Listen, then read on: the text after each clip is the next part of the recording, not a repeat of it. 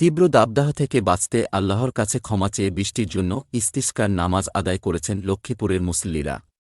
গতকাল জেলার বিভিন্ন স্থানে পৃথক ইস্তিসকার নামাজের আয়োজন করা হয়। নামাজ শেষে আল্লাহর কাছে সকল ভুলত্রুটির ক্ষমা চেয়ে বৃষ্টির জন্য কেঁদেছেন মুসল্লিরা।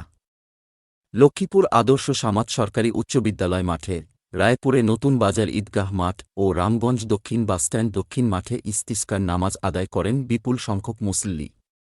নামাজ শেষে আল্লাহর কাছে ক্ষমা চেয়ে মোনাজাত করা হয়।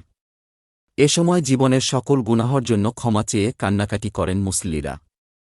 আদর্শ সামাদ সরকারি উচ্চ বিদ্যালয় মাঠে নামাজের ইমামতি করেন লক্ষ্মীপুর পৌর শহরের শাহাপুর এলাকার খাতুনে জান্নাত জামে মসজিদের খতিব মাওলানা নাসির উদ্দিন মাহমুদ।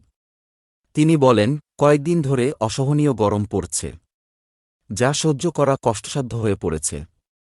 বৃষ্টিপাত না হলে আমাদের প্রিয় নবী হযরত মুহাম্মদ সাহাবীদের নিয়ে খোলা ময়দানে ইস্তিসকার নামাজ আদায় করতেন।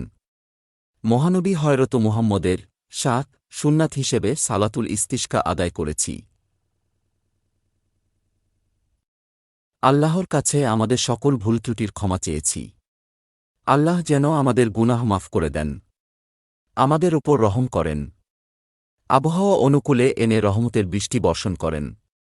আমরা সবাই আল্লাহর রহমত কামনা করছি। রামগঞ্জে আয়োজিত নামাজের ইমামতি করেন মাওলানা আমিনুল ইসলাম মুকুল ও রায়পুরে মাওলানা মঞ্জুর হোসাইন।